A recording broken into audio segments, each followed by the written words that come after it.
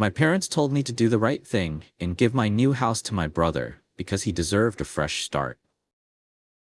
When I said no, my dad lost it and threatened to disown me, until I pulled out proof that his golden child had been secretly draining his bank account for months.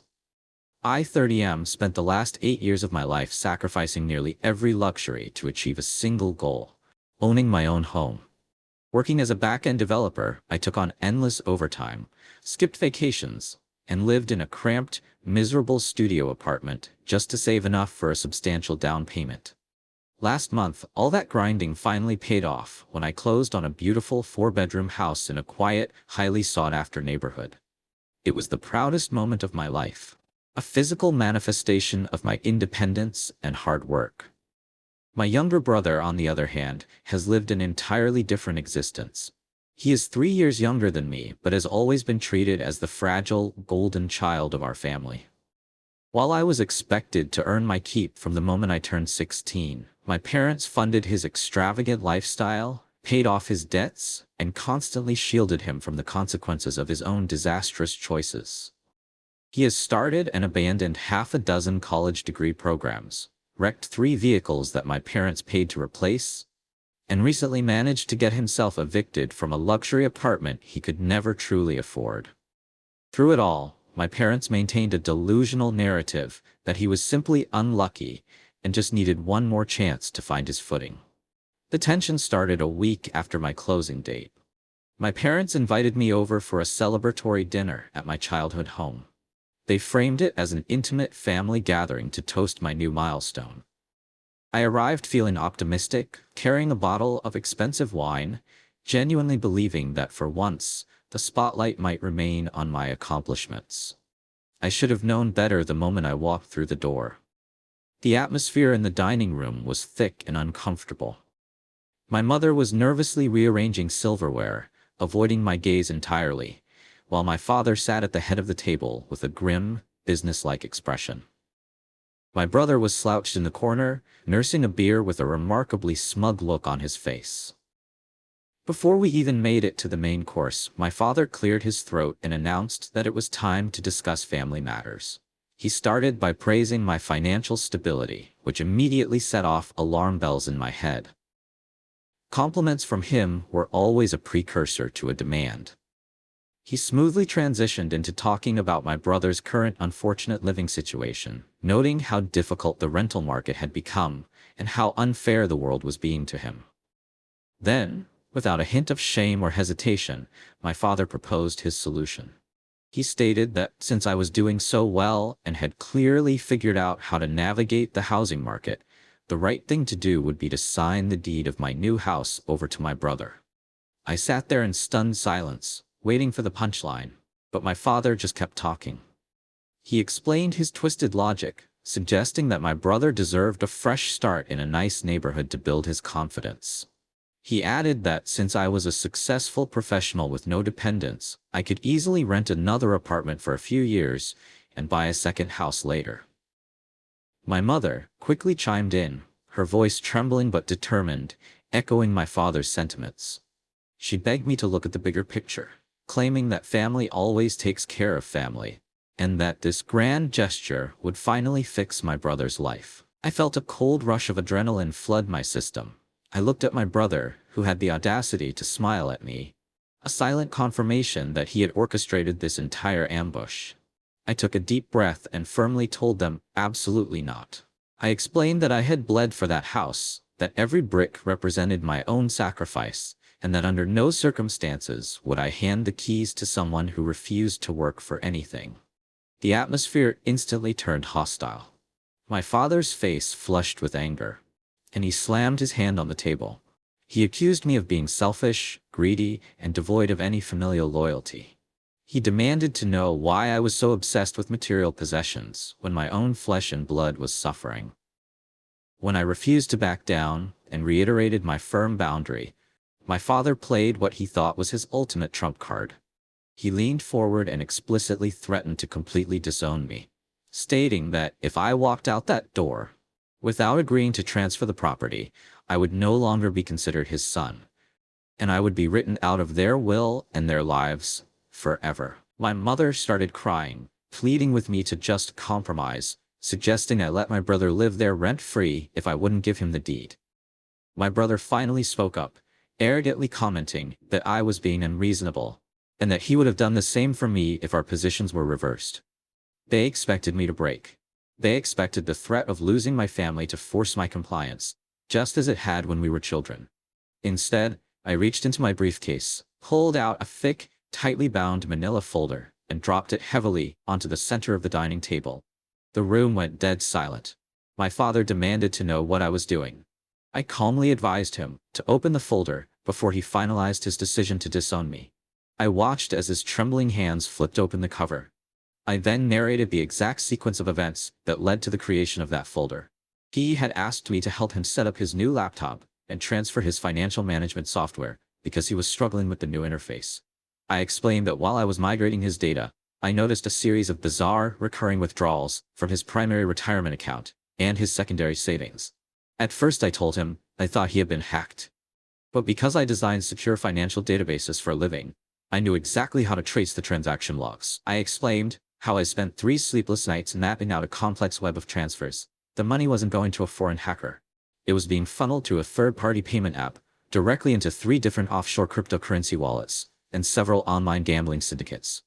I pointed to the highlighted pages in the folder in front of him. I told him that those documents were the complete, undeniable digital footprint of the thief. I explained that the thief had been siphoning roughly $3,000 a month for the past 2 years, slowly draining my parents' retirement safety net, while making the transactions look like automated mutual sundry investments. My father was staring at the spreadsheets, his eyes wide and uncomprehending, desperately trying to make sense of the routing numbers. My mother asked what I was talking about, her voice barely a whisper. I looked directly at my brother. All the smugness had vanished from his face, replaced by a sickening, chalky pallor. He was gripping the edge of the table so hard his knuckles were white. I turned back to my father and explicitly clarified the bottom line. I told him that his golden child, the one he was currently demanding I sacrifice my home for, had stolen over $70,000 from him, right under his nose. I pointed out the specific IP addresses logged on the transfer requests, noting that they perfectly matched the Wi-Fi network of my brother's recently evicted luxury apartment, and in several instances, my parents' own home network during times my brother was visiting. Panic erupted. My brother stammered, frantically trying to string together a coherent denial, claiming the documents were forged or that I was framing him to get out of helping him. But the evidence was meticulously documented, indisputable, and pulled directly from their own bank's secure servers. My father looked from the papers to my brother, the reality of the betrayal finally shattering his decades-long delusion. He demanded an explanation from my brother, his voice cracking, with a mixture of rage and profound devastation. My mother began sobbing uncontrollably, clutching her chest, as she realized her life savings were practically gone. I didn't stay to watch the rest of the carnage. I stood up, calmly picked up my coat, and informed my parents that I would respect my father's previous threat of disownment. I told them to lose my number, enjoy their golden child, and have a wonderful evening. I walked out the front door, the sounds of my father's furious shouting, and my brother's pathetic pleading, echoing behind me. I got into my car, drove to my beautiful quiet new house, and slept better than I had in years. Update 1. It has been roughly 2 weeks since the catastrophic dinner, and the fallout has been biblical. I initially blocked both of my parents and my brother on everything, but my mother managed to leave a desperate, rambling voicemail on my work phone late last week. In the message, she was hysterical. She confirmed everything the folder contained. She described how my brother completely broke down under my father's interrogation after I left. He confessed to the entire scheme. He admitted that he had memorized their account passwords years ago and had been slowly bleeding them dry to fund a severe online gambling addiction and a lavish lifestyle he used to impress his friends. The worst part of her message was the revelation of his ultimate goal. He knew my parents were running out of liquid assets because of his theft. His grand plan to avoid being caught when the money inevitably ran out was to manipulate them into forcing me to give him my house. He intended to immediately take out a massive equity loan against my property to cover his massive gambling debts before the loan sharks came collecting. He wanted a bailout at my expense. My mother begged me to call her back. She stated that my father was practically catatonic, refusing to eat or sleep, completely broken by the realization that his favorite son had systematically destroyed their financial future. She then pleaded with me to use my technical skills to somehow hack into the gambling sites and retrieve their stolen money. She also hinted that, since they were now facing severe financial hardship, they might need a temporary place to stay, and asked if the guest rooms in my new house were furnished yet. I felt a brief flicker of pity for them, but it was quickly extinguished by the memory of them trying to strip me of my life's work just days prior. I did not return her call. Instead, I sent a single, formal email to both of my parents. I clearly stated that the money was gone and entirely unrecoverable through legal or technical means. I strongly advised them to contact the police and file a formal fraud report against my brother if they wanted any hope of claiming a loss on their taxes. I ended the email by reiterating that my home was strictly off-limits to all of them, emphasizing that their financial ruin was a direct result of their lifelong refusal to hold my brother accountable, and that I would not be their backup plan. Update 2. Another month has passed, and the situation has somehow managed to escalate further. I received an unexpected visit at my office from a local police detective. He wanted to ask me a few questions regarding a grand larceny investigation. It turns out my father actually followed through and went to the authorities. The detective informed me that my father had filed a comprehensive police report using the exact folder of evidence I had provided. The detective was primarily looking to verify how I obtained the information, to ensure the chain of evidence was legally sound. I walked him through the process, keeping my explanation strictly factual and technical, confirming that I accessed the accounts purely with my father's explicit commissioning credentials during our computer migration session. The detective seemed satisfied and casually mentioned that the sheer volume of the theft and the deliberate nature of the wire fraud meant my brother was facing serious felony charges. A few days after the detective's visit, my brother attempted to confront me in the parking lot of my local grocery store. He looked terrible, disheveled, exhausted, and incredibly desperate. He physically blocked my car door and demanded that I fix the mess I had created. He blamed me entirely for his current legal jeopardy, arguing that if I had just kept my mouth shut and given him the house, he could have paid everything back, and no one would have gotten hurt. He then transitioned from anger to pathetic begging. He pleaded with me to go to the police station and tell them the evidence was faked, or to somehow convince our father to drop the charges. He promised he would go to rehab, that he would get a real job, and that he would pay me back every single cent. I looked at him, feeling absolutely nothing. I calmly pulled out my phone, dialed the non-emergency police dispatch number, and reported that an individual involved in an active felony investigation was currently harassing me in a public lot. As soon as the operator answered, and I began stating my location, my brother turned and sprinted away across the asphalt, disappearing into the adjacent neighborhood. I filed a restraining order the very next morning. Update 3. It has been 6 months since I dropped the folder on the dining room table, and the dust has finally started to settle into a permanent, quiet reality. The legal system moved slowly but decisively. My brother was officially indicted on multiple counts of wire fraud and grand larceny.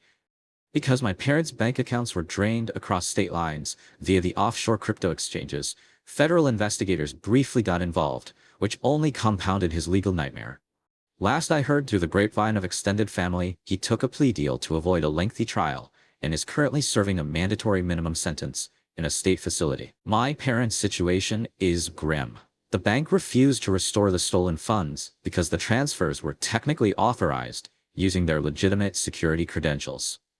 They had to drastically downsize, selling the childhood home I grew up in just to cover their remaining debts and secure a tiny, modest apartment on the other side of the city. Extended family members have occasionally tried to act as flying monkeys, calling me to express their disappointment in my lack of forgiveness. They accuse me of being cold-hearted for not financially supporting my parents in their old age. Whenever they call, I politely but firmly remind them that my parents were fully prepared to leave me homeless to protect a thief. And then I permanently block their numbers. As for me, I am doing incredibly well. My house is fully furnished, the neighborhood is peaceful, and my career is thriving. I spend my weekends working on landscaping projects in my backyard, and enjoying the absolute silence of a life entirely free from toxic family dynamics. The choice to walk away was the hardest thing I ever had to do, but sitting on my back porch with a cup of coffee, knowing that everything around me is truly mine, proves it was the right one.